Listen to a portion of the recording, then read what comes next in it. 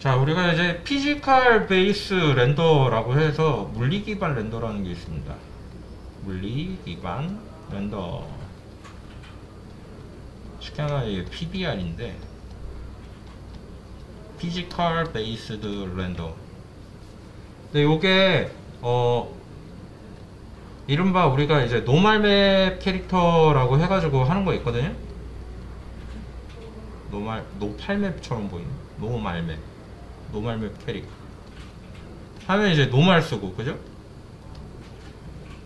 이게 푸르딩딩하게 보이는 거 있잖아요. 이런 거.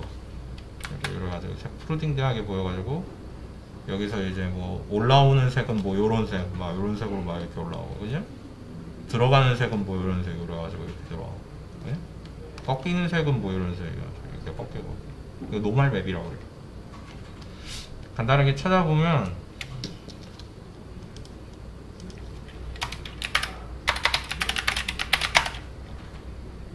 요런 거 노말 맵이라고 해요. 요런 거 제가 그린 거랑 비슷하죠. 이렇게. 이거 노말 맵이라고 하는데 이게 뭐 하는 거냐면은 이게 페이크 맵이에요. 페이크. 무슨 얘기냐면은 우리가 이제 보면 생각해보면 그런 게 있죠. 뭐냐면 하이폴리곤이라고 해서 면의 개수가 막 100만 개 넘어가는 그런 게 있습니다. 이렇게 캐릭터가 이렇게 있는데 얘가 면이 100만 개예요.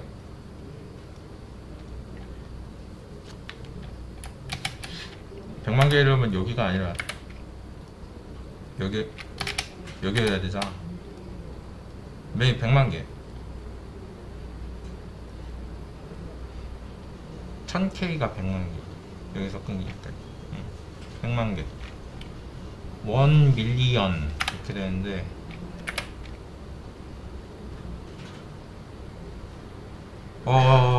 이거를 게임 엔진에 그대로 넣을 수 있습니까? 물어보면, 불가능은 아니죠.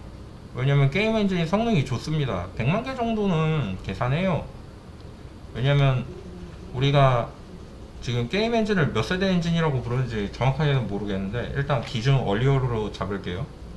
얼리얼 3 때 이미 500만 개 넘게 써도 돌아갔어요. 그럼 100만 개잖아요. 캐릭터 하나가. 그럼 돌아간다는 얘기잖아요. 그러면은 그럼 대전 격투 게임이면 캐릭터 하나 있고 캐릭터 2개 있고 나머지는 적당히 배경 넣으면 되는데 500만 개 되잖아요 라고 하는 거죠. 할 수 있었어요. 1대1 대전 격투 게임이라면 스파 같은 거나 아니면 뭐 철권 뭐 이런 거 있잖아. 돼요. 근데 그렇게 안 쓰죠. 심지어 50만 개도 잘 안 쓰려고 그래요. 왜 그럴까요?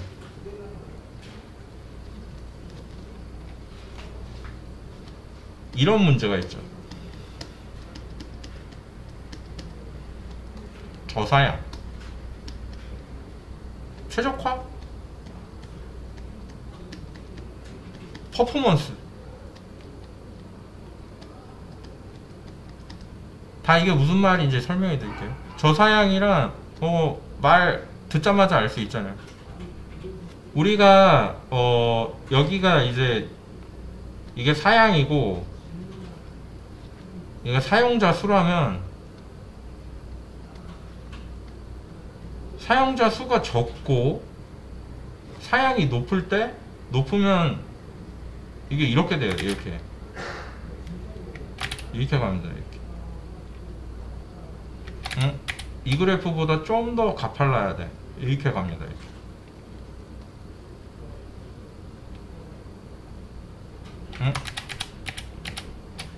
사양이 높다. 사용자 수 이거 반대로 된 것 같은데? 쏘리.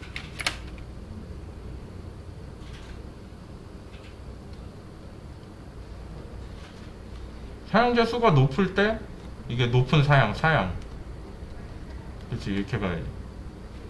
사용자 수가 많은 쪽은 저사양일 때 사용자 수가 많습니다. 이렇게 사양이 높아질수록 떨어져요. 이렇게 그래프가 아까랑 비슷한 똑같네. 이렇게 사양이 높을수록 적어져요. 사용자 수가 압도적으로 줄어든단 말이에요. 근데 우리는 이 사양을 쓰기로 했어요. 그러면은 잠재적인 고객 수가 어때요? 전체 유저 수의 0.01%에 불과하다.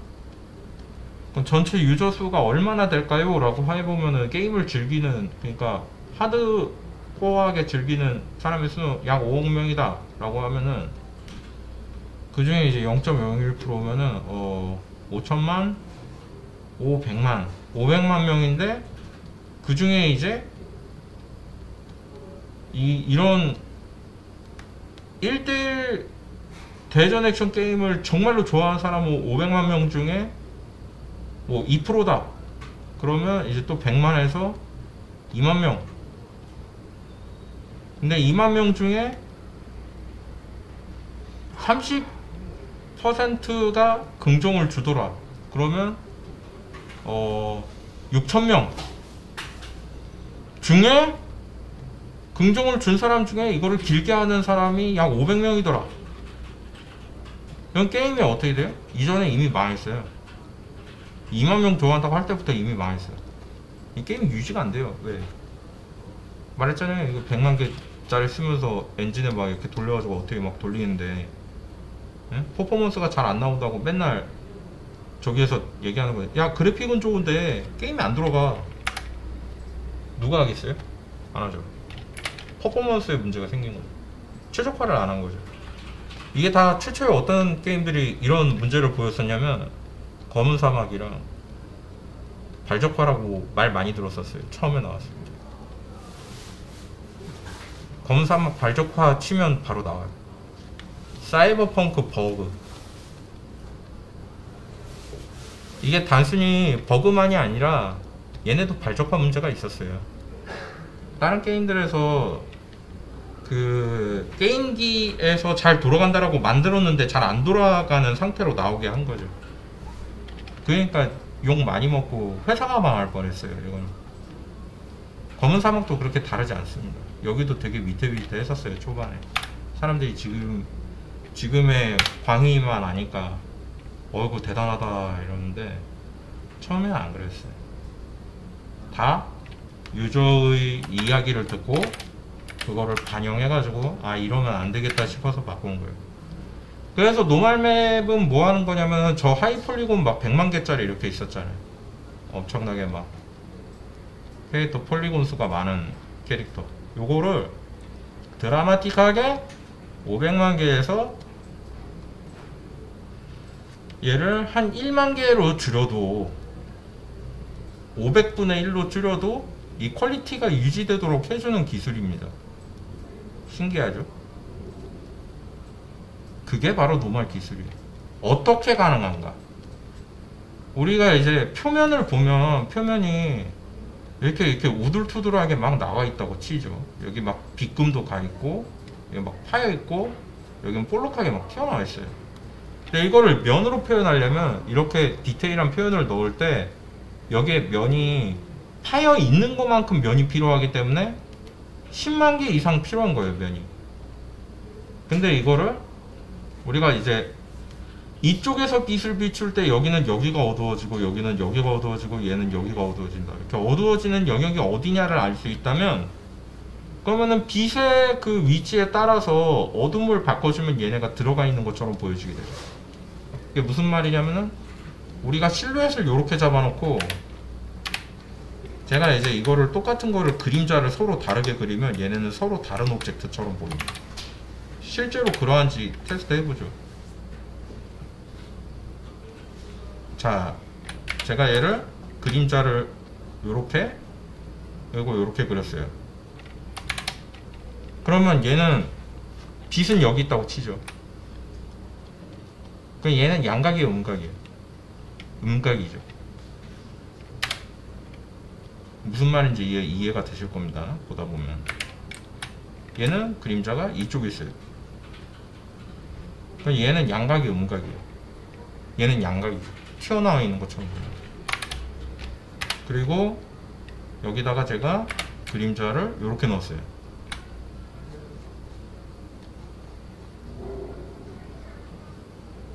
얘는 양각이에요, 음각이에요? 얘 양각이죠? 근데 그냥 양각이 아니죠. 무슨 양각이죠? 원통 양각이죠.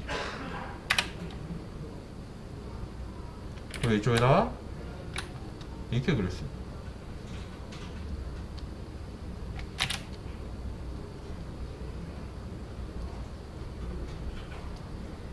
얘도 양각이죠. 근데 그냥 양각이 아니라 무슨 양각이에요? 얘도 원통이긴 한데 얘랑은 다른 원통이죠. 근데 실루엣이 똑같은데 다 다르잖아요. 이게 가능합니까? 3D에서 이미지만을 가지고 빛을 왜곡시키는 것이 가능합니까? 라고 하면은 이게 가능하다 이겁니다. 그게 이제 노멀맥 기술인 건데, 노멀맥 기술이란 평면을 갖다 두고 이쪽에서 빛을 비출 때 여기에 맵이 뭐가 있느냐에 따라서 이 맵이 이쪽의 그림자를 생성할지 이쪽의 그림자를 생성할지를 결정하게 해주는 이미지 데이터예요. 그러니까 얘는 그림이 아닌 거예요. 그럼 뭐예요? 데이터 값이 데이터 값. 그 흑백으로 이루어진 데이터 값입니다. 그렇기 때문에 이 흑백으로 이루어진 데이터 값을 우리가 이 그냥 평면에다 적용을 하면 여기가 양각으로도 되고 여기가 음각으로도 되는 거예요. 그럼으로써 우리는 이걸 가지고 뭘 할 수 있냐면, 여기는 분명히 면이 두 개밖에 없는 애예요. 이거는 10만 개가 두 개의 면으로 표현이 가능해지는 거죠. 다만 여기에는 노멀 쉐이더라는 기법이 필요해집니다. 우리가 이런 이미지 데이터를 만들었어요. 그러면 만들면 이거 넣으면 그냥 적용돼요? 안 돼요. 우리는 이것을 RGB로 XYZ를 나눠서 좌우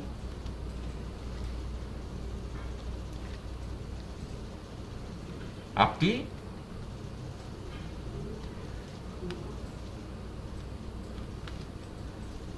상하. 근데 이거는 요렇게 보는 게 맞을 거예요. 얘가 상하고 노멀에선 이렇게 돼요. 그리고 얘가 뭐가 되면은 깊이가 돼요. 그래서 좌우 상하와 깊이 이렇게 해서 XYZ를 만들어냅니다. 뭘로? 맵으로. 맵으로 이렇게 XYZ를 만들어내요. X 플러스면 이쪽, X 마이너스면 이쪽, Y 플러스면 플러스니까 당연히 위겠죠. Y 마이너스면 아래쪽이겠죠. Z 플러스면 위쪽, 마이너스면 아래쪽. 간단하죠. 방향을 지시할 수 있어요. 검다 히다로. 그럼 우리가 이렇게 검다 히다로 방향을 지시할 수 있으면 이게 뭐가 되는 겁니까? 이미지로서 위치와 깊이 값을 나타낼 수 있는 거예요. 그럼 표현이 다 표현이 된다 이거죠. 뭘로 해석한다? 노멀 쉐이더로서 해석한다. 그리고 이 노멀 쉐이더가 처음에 만들어졌을 때는 이것만을 계산을 하고, 그리고 이제 이 이외의 것들, 나머지 정보값들이 있어요. 뭐가 있냐면 빛의 강도는 어느 정도인가, 이거를 우리가 뭐라고 불렀냐면 스페큘러 레벨이라고 불렀어요.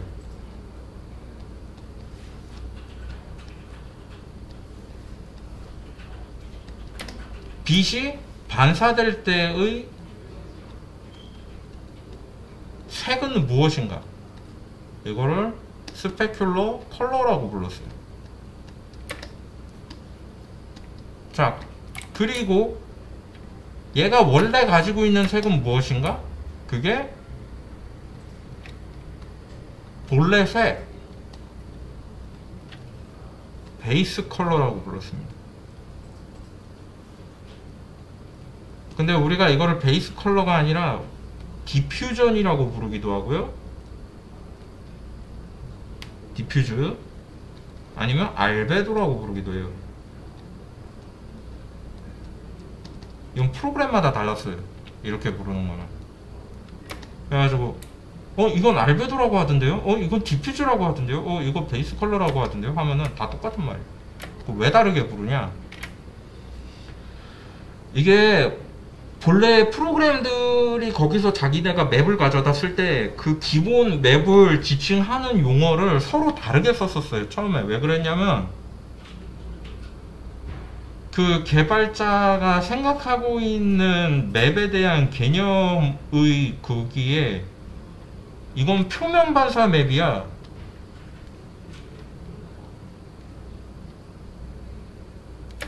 우리가 색이 왜 색이 나타나는지 여러분들은 알고 계시는지 모르겠는데, 우리가 색이 나타나는 이유는 저것 때문이죠.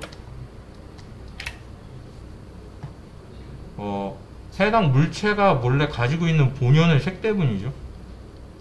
그러니까 색소 뭐 이런 거를 나타내는 거예요. 그래가지고 그것 때문인 거다. 아니면 얘네가 가지는 가장 기본적인 그 알베도 자체가 뜻하는 말이 있어요. 단어가. 그래서 그것 때문이다. 또 아니면 그냥 이해하기 쉽게 그냥 기본색, 그냥 기본색 해가지고 쓰기도 하고. 서로 이해하는 게 달라서 그런데, 이거는 우리나라 말로 따지면 기본색이라고 말하는 것과 색상 텍스처 뭐 이렇게 부르는 거나, 아니면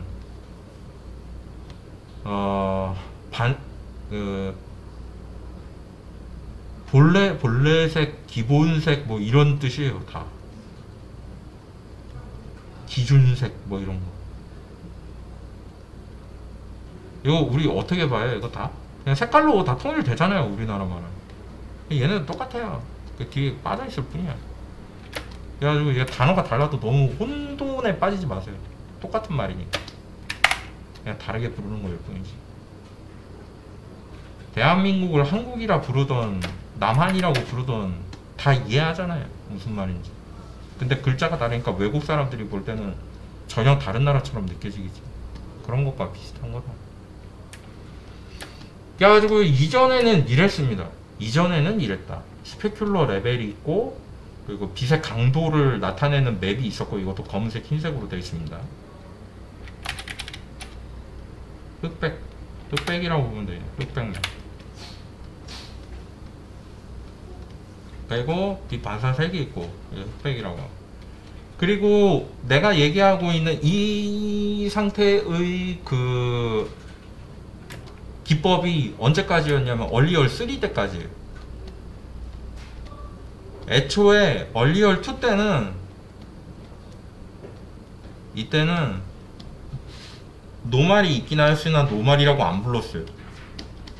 뭐라고 불렀냐? 범프라고 불렀어요. 그리고 범프 맵은 흑백으로 되어 있었고, 흑백으로 된 것이 흰색이면 튀어나와 보이게, 검은색이면 들어가 보이게, 그렇게 되어 있었어요. 그러니까 깊이만 존재했기 때문에 이게 빛의 좌우 상하에 대응하지 않았어요. 그러다 보니까 이게 느낌이 어떻겠어요? 이러면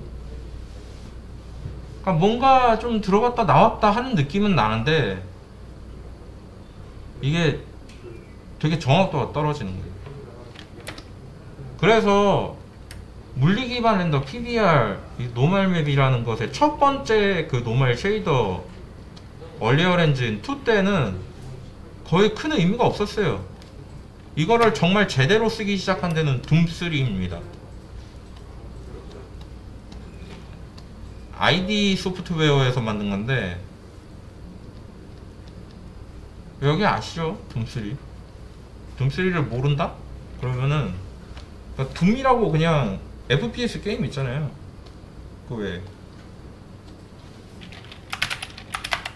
이런 거예요, 이런 거. 이게 20년 전에 나왔습니다. 근데 사람들이 잘 안 믿더라고요. 이게 나온 게 20년 전이에요. 20년 전. 뭐 비운의 슬쩍 호러 FPS 게임이라고 하는데 이게 왜 비운인지 모르겠는데 인기 많았어요. 많이도 팔렸는데, 팔리기도. 근데 왜 자기가 생각할 때는 뭐 전 세계적인 막 붐을 타면서 스타크래프트처럼 막 리그 생기고 이래야 아 좀 떴구나 이렇게 생각되나 본데, 우리나라에서만 그렇게 인기가 많지 않았던 거지 해외에선 진짜 장난 아니었습니다. 저게 왜 그랬냐면 당연히 처음에 나온 것과 마찬가지로 뭐가 문제가 됐냐면 사양이 문제가 됐죠. 잘 돌아가려면 사양이 높았었어야 했기 때문에. 근데 저 시대 때 저 정도 그래픽을 가지고 저렇게 돌리는 거였다면은 컴퓨터가 최소 75만원 이상이었거든요. 근데 생각해 보시죠. 지금으로부터 몇 년 전이라고 그랬죠, 제가? 20년 전이라고 그랬죠. 그때 75만원이면 꽤 커요. 근데 그렇게 크진 않나? 한 달 월급?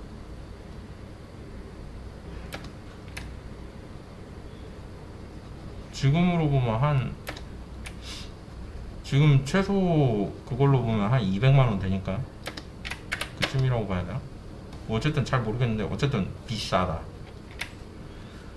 자, 그리고 이제 얼리얼 2에서 얼리얼 3로 넘어가면서 무슨 일이 발생되냐면 이게 요렇게 쓰던 게 그대로 이어지긴 하지만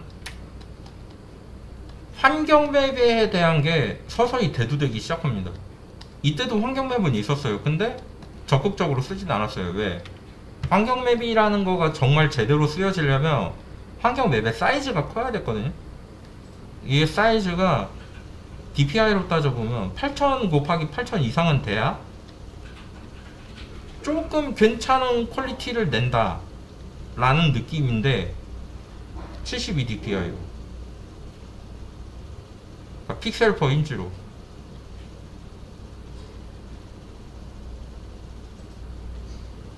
근데 픽셀 퍼 인치로 72가 나오려면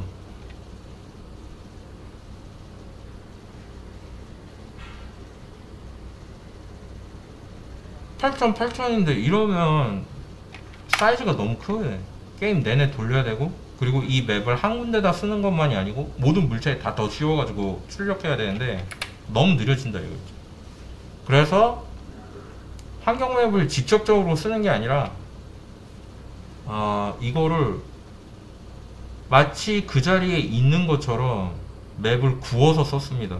그러니까 여러가지 환경 맵 이거 말고 그 그림자 맵이 따로 있거든요. 우리가 이거를 뭐라고 부르냐면 섀도우 맵이라고 부르거나 뭐 이것도 있고 오클루전 맵도 있고, 그리고 또 그 라이팅에 의해서 직접적으로 이렇게 영향을 주게 되는 다이렉트 섀도우인가 뭐 이런 것도 잔뜩 있어요. 근데 그 중에 다이렉트 섀도우 같은 경우에는 이제 직접적으로 광원에 의해서 영향을 받아야 되는 맵이기 때문에 얘네랑 같이 구워지면 안 되고, 얘네는 이제 환경에 의해서 무조건 생길 수밖에 없는 맵이기 때문에 얘네는 구워서 썼는데 이런 것들을 베이크드 맵이라고 해서 불렀습니다. 구워 쓴다. 마치 이렇게 뭐라 그래야 되지? 빵 굽듯이.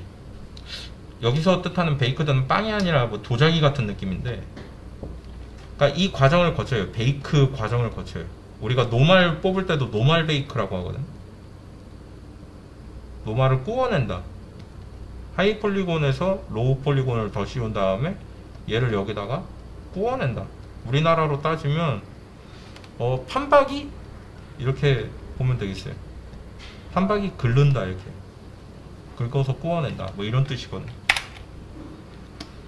뭐 어쨌든 그래가지고 그런 게 있긴 했는데 완전히 100% 적용이 되는 게 아니라 그렇게 보여지는 것처럼 그런 식으로 썼었습니다.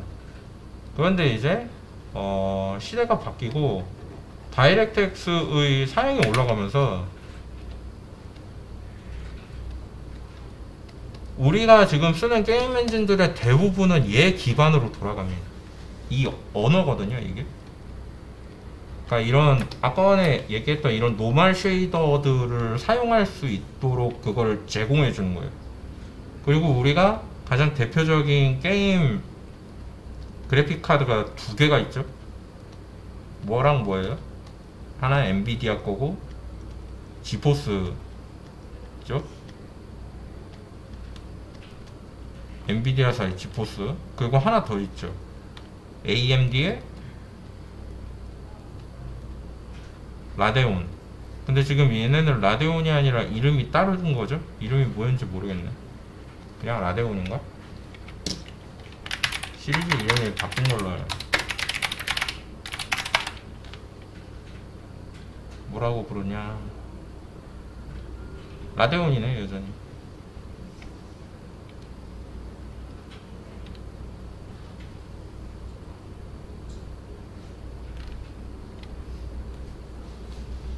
이번에 그래픽카드 막 나와가지고 막 이렇게 나오고 있는데 얘네도 이제 그 지포스를 따라가려고 굉장히 막 저거 하고 있어요. 박차를 가하고 있어요.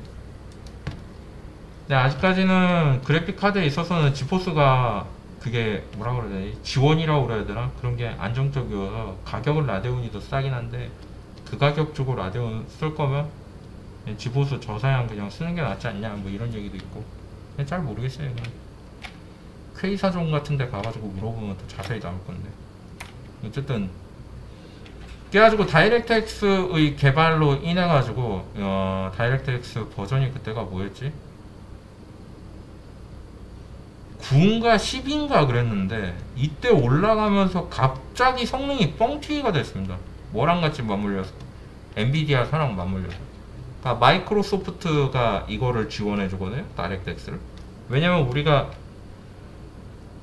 운영체제를 컴퓨터에서 모든 프로그램을 돌릴 때 그것을 제어하고 메모리를 어떻게 쓸지, CPU는 어떻게 쓸지, GPU는 어떻게 쓸지 결정하는 게 운영체제인데 그 운영체제가 윈도우잖아요. 그리고 그 윈도우를 만든 회사가 마이크로소프트고 그 마이크로소프트사가 다이렉트X를 제공하는 거니까 얘네랑 손잡은 데가 훨씬 더 파워가 있는 거거든요. 근데 지포스사랑 여기랑 같이 이렇게 협력해가지고 어떤 거를 만들어내냐면 협력했다기보다 다이렉트X에서 물리 기반 그 쉐이더를 제공합니다 이런 식으로 나온 거예요. 그럼 얘네를 제대로 쓸 수 있는 PBR을 제대로 쓸 수 있는 그런 그래픽 카드가 나와야 되거든요. 그래가지고 이 PBR을 제대로 쓸 수 있는 그래픽 카드를 내려고 먼저 했던 게 지포스 얘네였지. 그래가지고 얘네가 이제 그거를 잡아가지고 PBR은 우리 거야 이러면서 얘네가 막 자체적으로 이제 그 게임들과 막 연동해가지고 뭘 하려고 시작한 게 얼리얼 4입니다. 그래가지고 합작이었죠. PBR의 처음 그거는 다이렉트X와 이거 마이크로소프트 그리고 엔비디아 그리고 에픽 소프트. 여기는 에픽입니다. 이렇게 세 군데 회사가 야씨 이렇게 쓰면 정말 잘 나오겠네요 이러면서 개발했던 게 얼리얼4. 그리고 얼리얼4에서 처음 나왔던 게임, 걔네가 이제 개발을 하는 거를 실제 과정을 보여주고 막 그랬던 게임이 무슨 곤이었는데 이 게임이었습니다. 이게 믿겨질지 모르겠지만 이거 인게임 퀄리티예요. 그것도 언제였냐면 2015년? 지금으로부터 한 7, 8년 전이 이 정도 퀄리티가 나왔어요. 그때 이미. 그러니까 지금 나오는 게임들 보면 그냥 얼리얼로 찍었으니까 원래 잘 나오는구나 싶겠는데 그게 아니라 얘네가 PBR을 적용해가지고 이거를 극한의 퀄리티를 뽑아내면 어떻게 나온다는 거를 미리 보여줬어요. 몇 년 전에? 7, 8년 전에. 근데 그래가지고 그렇게 보여주다 보니까 다른 게임 회사들이 전부 다 깜짝 놀라게 됐고, 와씨 저게 뭐야 이제 완전히 새로운 세상이 열리는 거네 막 이러면서 막 그러고, 이제 이거를 PBR을 제대로 채택하기 위한 프로그램이 나온 것이 서브스턴스 페인터와 그리고 서브스 시리즈예요. 이게 그 디자이너, 이거는 이제 배경용, 그 저기 뭐지, 메테리얼 만들기고, 이 알레고릭 리드믹이라는 회사에서 만든 거고요. 그리고 이제 포토샵을 만드는 회사의 어도비도 여기에 상당한 흥미를 느꼈어요. 왜냐면 이제 신시장이 열리니까 우리도 한 발 담궈볼까 이러고 퀵셀이라는 걸 냈는데, 이 퀵셀 시리즈에서는 퀵셀 메가스캔이라는 게 있고, 그게 지금은 퀵셀 브릿지라고 해서 이름을 바꾼 다음에 얼리얼에 기본 탑재되어 있죠. 얼리얼 5부터는 기본 탑재예요. 그냥 따로 안 깔아도 들어가 있어요. 퀵셀 메가스캔이랑 그리고 이제 퀵셀 슈트인데, 퀵셀 슈트는 뭐냐는 거냐면 서브스 페인터와 같은데 근데 이제 포토샵을 사용해서 노말을 할 수 있다 해가지고, 이거는 애드온 같은 형태예요. 그리고 이제 말이라는 프로그램이 있고, 이거는 서브스 페인터와 퀵셀이 8K가 지원되기 전에 이미 8K를 지원하고 있었어요.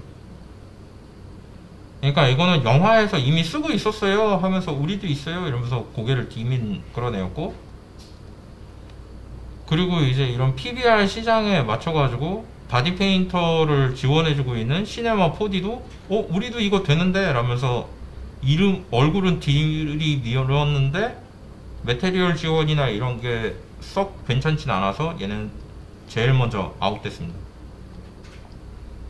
그리고 이제 사용자가 많지 않았던 마리는 그 다음으로 나왔고요. 이제 서브스 페인터랑 퀵셀 둘만 남았는데 서로 경합을 벌이다가 우리는 손 뗄래 이러면서 나갔어요. 퀵셀이. 왜 그랬냐면, 개발비를 들여서 이걸 개발하더라도 얘네랑 경합을 벌려면 그 뭐라 그래야 되지, 그냥 유혈이 너무 컸기 때문에 어도비는 다른 생각을 했습니다. 무슨 생각을 했냐면, 일단 얘네는 그럼 너네는 슈트는 버리고 메가스캔을 중심으로 가. 그렇게 한다면 어도비가 돈이 좀 많습니까? 되게 많죠. 서브스 너희가 우리 쪽으로 와 이러면서 얘네를 돈 주고 싸버렸어요. 어도비가. 그러면서 서브스 페인터가 사실상 공식적으로 PBR 채색 프로그램에서는 1위를 차지했지만 회사는 졌어요. 왜? 돈이 없어서. 팔렸어요. 어도비에. 그러니까 회사를 인수해버렸어요. 너무 성능이 좋은 그런 애였기 때문에. 굳이 우리가 그걸 개발할 필요가 있어? 사면 되는데? 이러면서 샀어요. 그래가지고 어도비에 합류하게 됐고, 그렇게 해가지고 이제 개발 이거 뭐라 그래야 되지? 그쪽은 이렇게 됐습니다. PBR 쪽 채색은 이렇게 됐습니다. 그래가지고 이런 내용들이 있었어요. 이게 지난 한 10년간 쭉 있었던 그런 일들. 자, 그리고 이제 이게 이렇게 되니까 여기에서 보면은 별의별 얘기들이 다 많이 나오고 프로그램들 얘기도 많이 나오고 이러는데, PBR 뒤쪽에 있었던 얘기는 이런 것들이 있었다라는 걸 알 수 있었겠습니다. 이제 보니까 이제 노말이나 뭐 이런 게 다 뭐 하는 거고, 뒤에 무슨 일이 있었고, 우리가 왜 이런 프로그램을 배우고 있고, 그 이외에 다른 프로그램은 왜 없는지, 이야기는 왜 못 들어봤는지, 이런 거를 조금 이해하게 되었죠? 원래 다른 거 있어요. 지금도 있긴 한데, 여러분들 그걸 아셔야 됩니다. 뭘 아셔야 되냐면, 결국에는 시장에서 살아남는 거는 저거예요.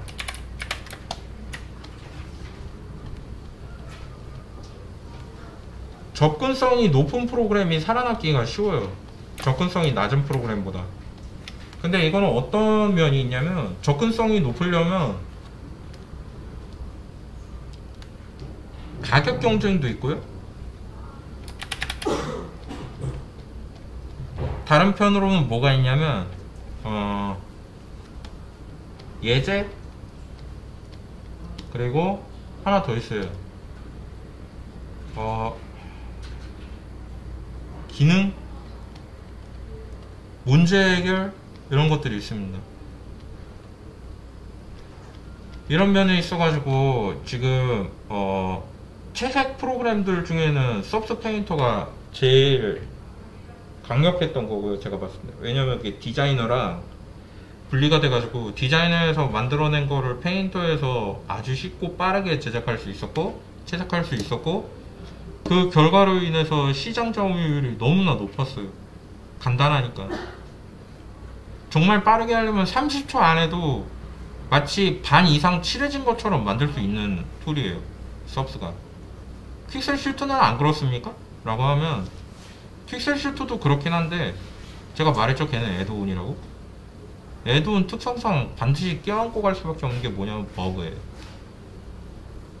버그 발생이 너무 치명적인데 그거를 해결하기가 너무 어려운 거예요. 왜? 그걸 해결하려면 포토샵도 뜯어 고쳐야 되거든요. 연동되어 있는 거다 보니까. 근데 그 돈이 너무 크기도 하고, 그거를 고쳤다가 포토샵이 고장나 버리거든. 그래서 그거를 잘 안 쓰는 거였습니다. 여러분들은 모르겠지만 포토샵에 이미 3D 채색 기능이 내장돼 있어요. 근데 쓰는 거 본 적 있습니까? 아무도 안 써요. 그걸 왜 안 쓰냐면 인터페이스가 너무 별로기 때문에. 포토샵은 자기가 가지고 있는 인터페이스를 전혀 고치지 않은 채 저 기능만 따로 놓거든요. 근데 그러다 보니까 자기가 가지고 있는 기능이 바뀌지 않는 이상 얘가 완벽해질 수가 없어요. 왜냐면 여기가 이게 100% 운동장이 있는데, 이 운동장에서 야 여기 조그만한 상점 하나 너한테 줄게 이러면서 딱 준 거거든요. 근데 이 상점에다 넣으라는 내용이 뭐였냐면 백화점, 그리고 일단 백화점부터 안 들어가죠. 이게 운동장 크기인데 이 조그만 상점 하나에 백화점을 넣으라. 그 다음에 이제 백화점 이외에 이제 다른 거 뭐 가전제품 뭐, 아니 백화점 안에 들어가 있구나. 여기다 백화점 넣으라고 그런 거예요. 근데 이게 여기 들어가 있냐고. 안 들어가 있어요. 근데 어떻게 다 꾸겨 넣었어요, 이 안에. 어떻게 했냐면 이거를 지면으로 보면 이렇게 돼 있지만 위로 보면 이렇게 쌓을 수 있잖아요. 이렇게 쌓아 놓은 거예요, 백화점을 30층 높이로. 여기 조그마한 상점 하나에다가. 그리고 여기다 가계단을 설치해 놓은 거죠. 물건 사려면 이제 왔다 갔다 그러면서 가계단에 왔다 갔다 그러면서 써야 돼. 쉽게 말해 불편하다는 얘기입니다. 누가 쓰냐고. 지금 아무도 안 쓰지. 이렇게 얘기하지만 어디선가 쓰는 사람도 있을 거고요. 네. 다만 우리가 안 쓸 뿐이다. 뭐 그런 게 있겠습니다. 그래가지고 프로그램들을 쓰고 채색은 왜 거기서 하고 왜 그런 게 있는가 하면 이제 이런 것 때문에 그렇게 되었다. 근데 요즘 먹이사슬에 있어가지고 되게 강력한 적수가 등장했는데, 모델링 쪽에서 블렌더가 나온 거죠. 근데 블렌더가 어떻게 바뀔지는 모르겠는데 현재 굉장히 쓸모있는 유료 그게 있거든요. 유료 에셋? 이게 무료화가 된다면 블렌더가 메인으로 뜰 거예요. 이게 무료가 안 된다? 그럼 100% 무료가 아니라 한 65% 무료거든요. 그러면 맥스랑 경합을 계속 붙어야죠. 어쩔 수 없어요. 왜냐면 맥스는 교육받을 때는 무료거든요. 근데 이제 블렌더는 개인이 쓰더라도 교육기관 지원 시스템이 없어가지고 얘는 돈 주고 에셋을 사야 하기 때문에, 제대로 쓰려면. 그런 부분이 있음에도 불구하고 블렌더는 굉장히 강력한 툴이라고 보여지고, 그리고 한 군데서 굉장히 하이 폴리곤 만들기, 그리고 최적화, 리토폴로지, 그리고 이거를 직접 구워낼 수도 있는 노멀 베이킹, 채색 기능도 있고요. 이렇게 있는데, 그럼에도 불구하고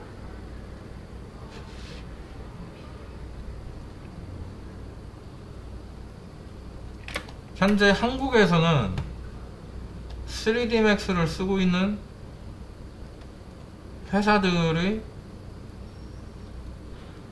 지휘자 격으로 앉아있는 팀장, 그러니까 매니저, 그러니까 3D 파트 쪽 관리자, 이 아저씨들이 여전히 맥스를 많이 쓰고 있는 편이에요. 여전히 이 사람들이 이제 블렌더로 갈아타면, 그리고 그 움직임이 매우 커지면, 그러면 이제 우리는 이제 블렌더로 다 바뀌게 될 겁니다. 몇 년 걸릴까요? 라고 하면은 모르겠어요. 이게 왜 그러냐면 우리도 고령화가 시작이 됐거든요. 3D 팀장 관리자 하는 사람들 나이가 40이 넘어가기 시작했어요. 근데 퇴직을 안 해요, 이 사람들. 저부터 시작해서 이 사람들이 다 나가고, 그 다음에 이제 많은 것들이 바뀌어야 이제 바뀌는 겁니다. 이 사람들 언제쯤 나가요? 그러면은 모르겠어요. 전체적으로 이제 큰 움직임이 있을 때 한번 이렇게 썰려 나가고 그럴 텐데, 지금은 일단 PBR이 기준이 되어 있고 여기를 기준으로 해가지고 모든 것들이 만들어지고 있거든. 근데 지금 얼리얼 5에서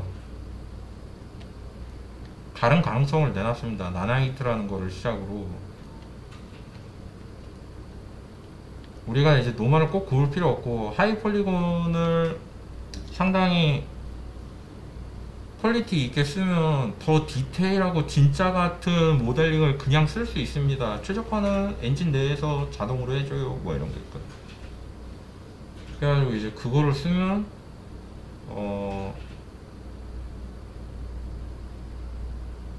근데 그거를 쓴다고 해서 모델링이 바뀌는 게 아니에요. 그래서 모델링은 3D Max로 그냥 갈 가능성이 있어요. 왜냐면 3D Max가 2023으로 오면서, 물론 2021 때도 이미 있었는데, 2020 때도 이미 있었는데, 아놀드 쉐이더라고 불러야 될까, 이걸?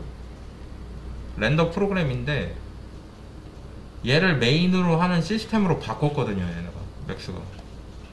그러면서 예전에 PBR 하려면 뷰어가 좋아야 되기 때문에 블렌더를 써야 돼 라는 거를 바꿔버렸어요, 그냥. 그래서 3D Max 상에서 우리는 이제 그냥 간편하게 플레이어 갖다 대고 박스 꺼낸 다음에 대각선 위쪽에서 조금 보고, 렌더링에서 스캔라인 렌더로 되어 있던 거를 아놀드로 바꾸고, 렌더링에서 렌더 셋업에 들어가 있는 거, 이거 말고, 자, 엔바이러먼트에서 여기다가 환경 맵을 쓰겠다. OSL 환경 맵이 있어요, 엔바이러먼트에. 쓰겠다 해서 이제 요거를 이렇게 그냥 간단하게 선택해 가지고 뭐가 좋을까나, 이렇게 해가지고 이렇게 해가지고 이렇게 놓으면 이게 뭔지 잘 모르겠습니다 라고 하는데, 이렇게만 바꿔놔도 이제 뭘 할 수 있냐면 이렇게 나옵니다. 렌더를 걸면 이제 이게 돼요. 그래서 다른 PBR 거기에 갈 필요가 없어요. 근데 그렇게 말할 수도 있죠. 뭐라고 말할 수 있냐면, 이거는 그냥 저거잖아요, 그냥 뷰포트에서는 바로 안 보이잖아요 라고 얘기할 수 있는데, 자, 이제 이게 뭐라고 되어 있냐면 PBR 메탈러프라고 되어 있죠. 이게 생겼어요. 이게 생겨버렸어요. 그래가지고 이제 이렇게 적용해가지고 이제 여기 있는 수치 값을 바꿔서 이 식으로 실시간으로 환경이 반사되도록 보여지게 할 수 있다는 겁니다. 이게 돼버렸어요. 예전에 이게 안 됐거든요. 그리고 이제 이거를 이렇게 해서 이제 퀄리티를 바꿔주면은 이렇게 그림자까지 나옵니다. 그냥 예전에 이게 안 됐거든요. 잘 되잖아요. 그래서 이제 이거를 하는 게 다른 프로그램을 굳이 가야 되는 필요성이 줄어들었습니다. 예전에는 그게 꼭 필요했었는데 지금 그럴 필요가 없고, 이쪽에다가 다른 색깔의 이거를 갖다 대고 이거를 이렇게 옆으로 갖다 대면은 색이 이렇게 변하는 거예요. 그리고 이제 그거를 제대로 보기 위해서 그냥 이거 결과물 어떻게 나오는데, 그러면은 이렇게 Alt Q 누르면 이렇게 나옵니다.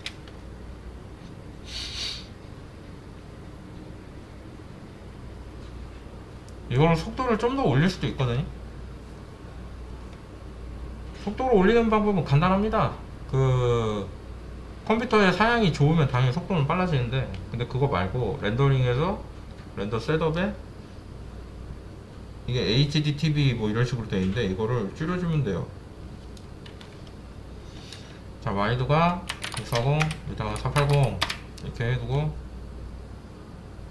이 비율을 커스텀으로 해두자. 640, 480 이러고 렌더 빨라지죠.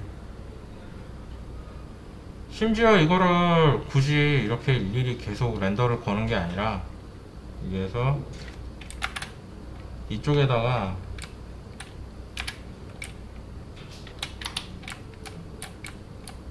그냥 얘를 하이 퀄리티로 하고, 액티브 쉐이더가 안 되는 이유는 이 씬 자체가 현재 저장이 안 됐기 때문이에요.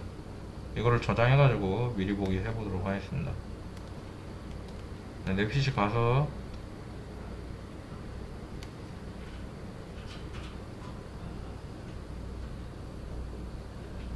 여기서 바깥쪽에다 그냥 해놓을게요.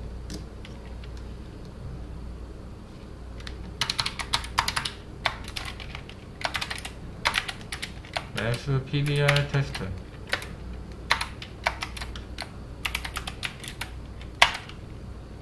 해가지고 저장을 하고, 저장을 했는데 아직도 안되네. 자, 리셋하고 그 다음에 열고. 되니 이제? 안되네.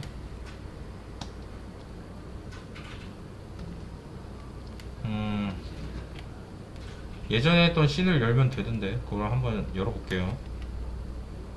자, 여기서 열고 여기 이제 액티브 쉐이더가 되거든요. 자, 이걸 찍으면 이렇게 나옵니다. 그냥 화면상에서. 이 매스 뷰포트죠. 물론 사양은 좀 탑니다. 그래도 그렇게 이렇게 보이려면은 계산을 좀 많이 해야 될 거 아니에요. 근데 여기 보면은 옆에 곱하기 1이라고 되어 있는 거 있죠? 이게 4분의 1로 줄이면 빨라집니다. 해상도는 엄청 떨어지죠. 근데 이렇게 돌려가지고 이렇게 보면은 이거를 돌려가면서 볼 수도 있다. 실시간으로. 계산은 조금 걸리지만. 이해되시죠? 네. 이렇게. 되게 신기하지 않나요? 와이어는 그대로 보이는데 얘는 따라다녀. 이렇게. 렌더가 아무래도 속도가 조금 늦다 보니까. 그리고 그래픽 카드도 터질랑 말랑 하고 있고. 대신에 이런 게 가능하다는 거예요.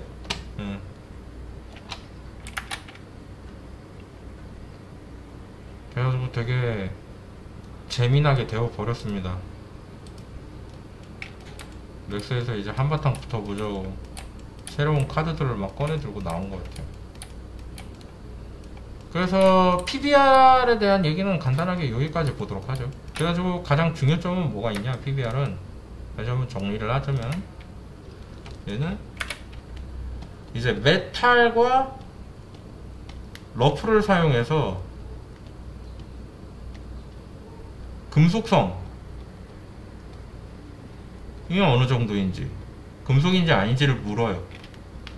금속으로 바뀔 때 베이스 컬러의 그 반영되는 정도가 줄어듭니다. 자, 러프니스, 표면 반사.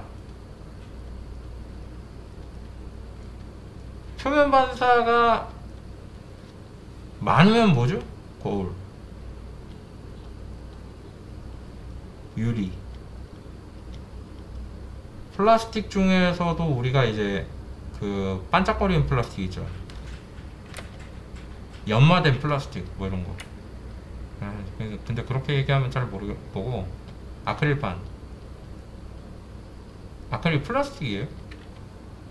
반사 잘 되죠. 자, 표면 반사. 그 다음에 중간에는 뭐가 있을 거냐면, 중간은 좀 생각을 좀 덜 해봤네. 이건 잘 모르겠어요. 근데 반사가 안 되는 거, 고무 아니면은 뭐 옷감. 옷감이 반짝거리는 거는 그 옷감 중에서도 특수한 옷감들만 그러죠. 일반적으로 우리가 생각하는 면 뭐 이런 거 있잖아요. 그런 거는 반사 잘 안 되죠. 아, 가운데 있는 거 실크가 있겠네. 여기가 가운데쯤 되겠고요. 뭐 이런 게 있겠어요. 그래가지고 반사가 덜 된다, 반사가 많이 된다, 반사가 중간쯤 된다, 이런 걸로 표면 반사를 나눌 수 있다. 이게 PBR에 노멀을 쓰고 메탈릭을 쓰고 러프니스를 쓰고, 그리고 이제 기준되는 베이스 컬러를 쓴다. 이렇게 가장 크게 4개를 써가지고 환경 반사,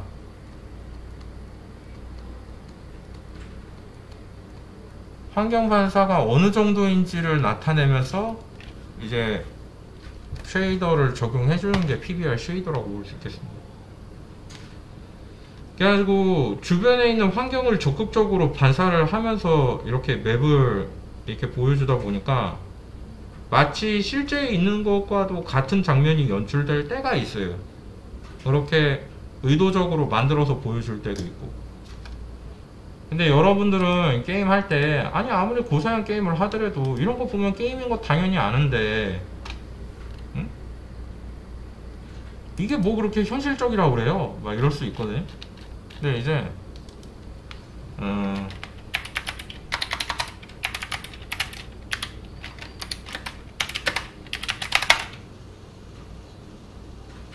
이제 우리가 보는 것들 중에 이제 대표적인 게 요런 게 있거든요.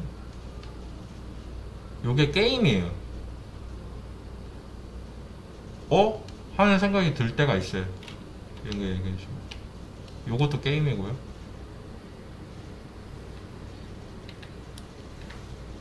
요런 장면. 아니면 뭐 이제 방금 전에 봤던 뭐 이런 장면. 이것도 게임이고. 근데 보면은 좀 이건 게임이 맞나 싶은 그런 사진이 가끔 나올 때가 있어요. 맨날 나오는 건 아니고 매일 그렇게 나와버리면 굉장히 이상할 거 아니에요. 현실인지 게임인지 구분 안 되고 요런 거. 그러니까 퀄리티가 무조건 좋다고 해가지고 그게 무조건 그렇게 나오는 게 아니라 편집과 그리고 대비 그리고 이런 거를 통해 가지고 마치 진짜처럼 보여지도록 해주는 그런 화면들, 그런 게 제공될 때가 있죠. 이런 거 UI가 없다면 이게 마치 영화 무대에서 찍은 것 같은 그런 느낌을 주는 정도로 요즘의 게임의 퀄리티가 많이 발전되어 있는데, 그 밑바닥에는 무엇이 있다? 전에 얘기했던 것처럼 이런 물리 기반 렌더가 있다 라는 것을 여러분들이 알아줬으면 좋겠습니다. 그래가지고 PBR에 대한 얘기를 이렇게 길게 쭉 해봤고요. 여기까지 정리하도록 하겠습니다.